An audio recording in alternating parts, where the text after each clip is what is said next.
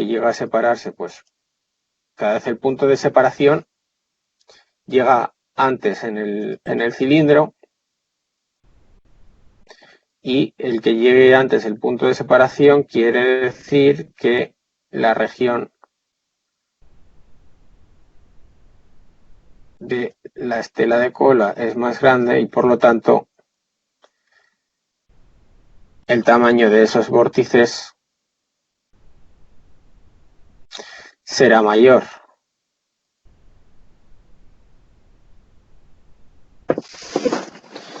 Y hay un cuarto caso que coincide cuando el flujo se vuelve, la capa límite del fluido se vuelve turbulenta,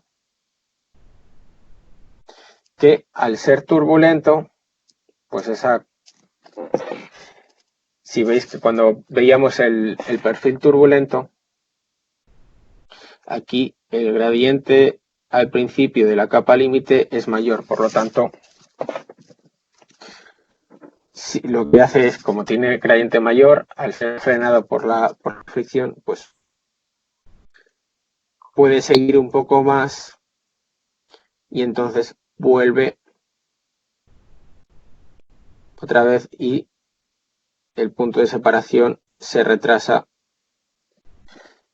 y vuelve otra vez a esta región de aquí, ¿vale? Donde los vórtices pues reducen su tamaño. Debido a que al volverse turbulenta, pues puede seguir con más facilidad otra vez el contorno y se retrasa otra vez el punto de desprendimiento. Entonces, este cambio a la turbulencia lo que supone es este bajón brusco de aquí, que si os fijáis, este valor, donde está el mínimo, pues más o menos está en una zona cercana al 5 por 10 a la 5. ¿Vale? Cuando la capa límite se vuelve turbulenta y aparece otra vez esto, y esto se traduce en una reducción del coeficiente de arrastre.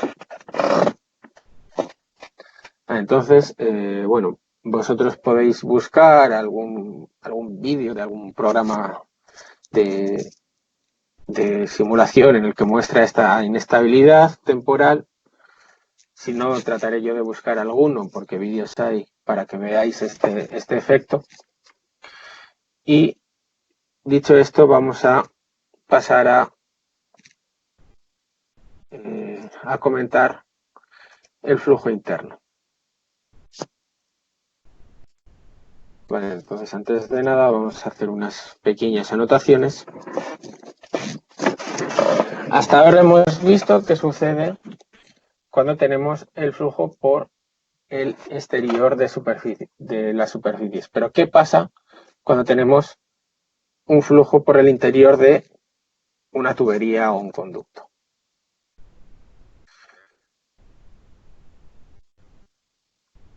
Imaginémonos, ¿vale? Esta es la tubería. Yo estoy viendo un corte y me entra un flujo con una velocidad promedio U. ¿Vale? Ahora, cuando hablemos de flujo interno, no vamos a hablar de velocidad de la corriente sin perturbar, sino que vamos a hablar de velocidad promedio en el conducto. Y esa velocidad promedio va a ser la que nos dé el caudal, que sea la velocidad promedio por el área. Pero nosotros sabemos que realmente no sigue un perfil de velocidad plano, sino que va a tener un perfil de velocidad que será o el perfil del flujo laminar o el del flujo turbulento, según estemos en qué caso. Entonces, ¿qué va a suceder? Por ejemplo, imaginaos que esta es una entrada brusca de un fluido que viene aquí a una velocidad media U y entra al interior de una tubería. Justo en el borde de entrada, si pensamos como si cada uno de estos fuera una capa una placa plana independiente, pues se va a empezar a desarrollar la capa límite, ¿vale? Y esa capa límite va a ir creciendo. Y entonces, si yo miro cuál es el perfil de velocidades en un punto tal que aquí, ¿vale? En esta sección de aquí, voy a tener un perfil así, que bueno, si es laminar va a ser esto parabólico. Bueno, vamos a suponer que es laminar, entonces es parabólico, pero podría ser el perfil turbulento perfectamente. Aquí vamos a tener una velocidad constante hasta este punto de aquí. Y aquí vamos a tener otra vez ese perfil parabólico. Vale, entonces el perfil lo que está haciendo es se modifica a medida que va entrando en la tubería. Tened en cuenta que este valor de aquí, de la velocidad fuera de la capa límite, no coincide con este valor. ¿Por qué? Porque lo que tiene que coincidir es que el caudal que entra por esta sección es el caudal que está pasando por esta sección, por continuidad. Entonces, esta velocidad lo que tiene que hacer es aumentar, ya que se ha reducido en los extremos de la tubería. Vale, si tomamos un perfil un poco más adelante, pues lo que vamos a ver es que ahora aquí vamos a tener ese valor de U, aquí vamos a tener ese valor de U, perfil parabólico, recto y parabólico, más o menos. Vale, entonces, entre la posición 1 y la posición 2, el perfil ha cambiado. Si recordáis, la definición de un flujo uniforme era que si yo tomaba dos secciones, el perfil de velocidad en esas dos secciones sea el mismo. Por lo tanto, como el perfil de velocidad en la sección 1 es diferente del perfil de velocidad en la sección 2, tenemos un flujo no uniforme. Si tenemos un flujo no uniforme, pues eso nos dificulta los cálculos porque no podemos aplicar Bernoulli y demás, pero no todo es así. Porque, ¿vale? Volvemos al caso inicial, donde tenemos la velocidad que entra a la tubería y lo que hemos dicho es que la capa límite se va desarrollando, tanto arriba como abajo. Perdón, que es que cuesta bastante dibujar aquí. Y va a llegar un punto en el que el espesor de la capa límite pues sea igual a la mitad de esta distancia. ¿Vale? Y por lo tanto, en este punto,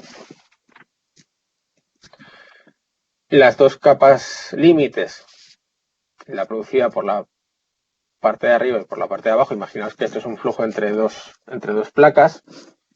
Si lo hiciéramos radialmente, pues tendríamos el flujo en una tubería circular.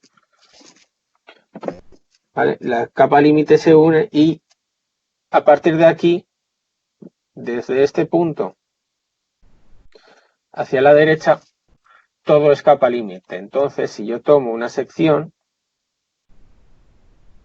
pues lo que voy a tener va a ser un perfil, pues que si estamos en el caso de un flujo laminar, pues voy a tener el perfil parabólico del flujo laminar, y si estamos en el caso turbulento, pues voy a tener el perfil del flujo turbulento. Si tomo una sección más adelante, voy a tener ese mismo perfil parabólico. Vale, entonces, a partir de este punto, el flujo sí es uniforme. Entonces, a partir de este punto, lo que decimos es que el flujo está desarrollado.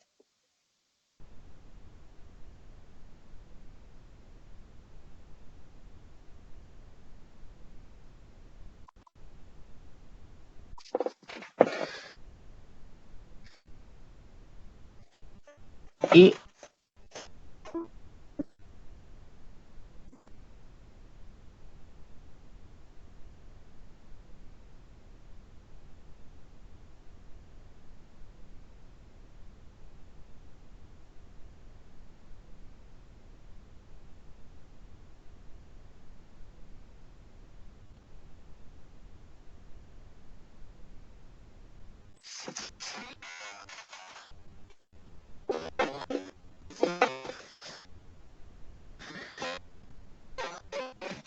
entonces,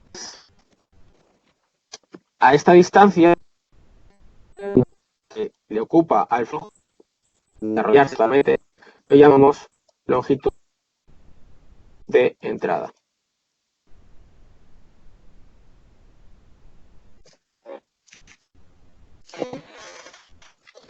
¿De qué me sirve esto? Pues esto lo que me dice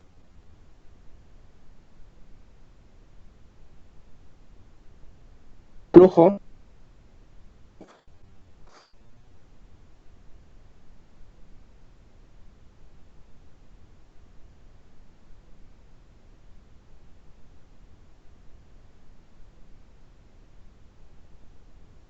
está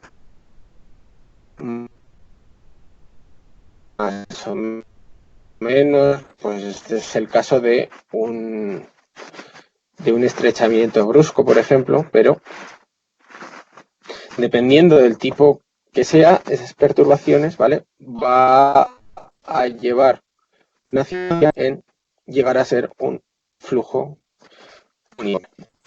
Que nosotros en algún periodo o algo vayamos a hacer una medida de presión, vayamos a hacer una medida de cualquier medición dentro de una tubería cerrada, esa medición tiene que estar lo suficientemente separada de cualquier elemento, cualquier entrada, válvula, codos y demás.